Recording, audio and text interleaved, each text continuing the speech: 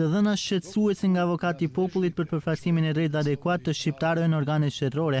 Në vitin 2013 numri i shqiptarëve u rrit vetëm me 0.3%, duke arritur në 18.1%. Kjo rritje është më e ulta e shënuar deri tani, ngjashëm si ajo e vitit 2011. Kjo ngjecje duket se ka filluar pikërisht nga viti 2011, prej kur është shënuar rritje prej vetëm 1.2% për 3 vite, ose mesatarisht me 0.4% në vit. Dallimi është i theksuar krahasuar me vitet 2007 deri 2011, ku numri i shqiptarëve nëpër institucione rritej për rreth 2% në vit. Avokati i popullit, që prezantoi sot të dhënat e reja rreth përfaqësimit të drejtë dhe adekuat, tha se përveç zvarritjes në përgjithësi, ka dhe institucione të cilat nuk e zbatojnë as pak të parim. Parimi i përfaqësimit të drejtë dhe adekuat edhe më tej realizohet me vështirësi, kurse ka institucione të cilat fare nuk e realizojnë. Përqindja e shqiptarëve në institucione shtetërore mund të jetë madje edhe më e ulët, duke marrë parasysh se 10 institucione shtetërore vazhdojnë të mos ofrojnë të dhëna për përqindjen e shqiptarëve të punësuar.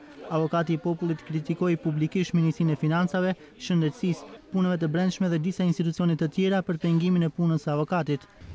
Paraqitet edhe kritik publike ndaj organeve të cilat penguan punën e avokatit të popullit. Kjo do të thotë se nuk komunikuan në mënyrë të mirëfillt me te, me çka ndihmuan në cënimin e të drejtave të qytetarëve, me çka nuk u ndihmojnë qytetarëve, nuk i ndihmojnë institucionit të avokatit të popullit që punën ta krijojë konform kushtetutës dhe ligjit. Shikuar në numra, viti 2013 mban një tjetër rekord negativ.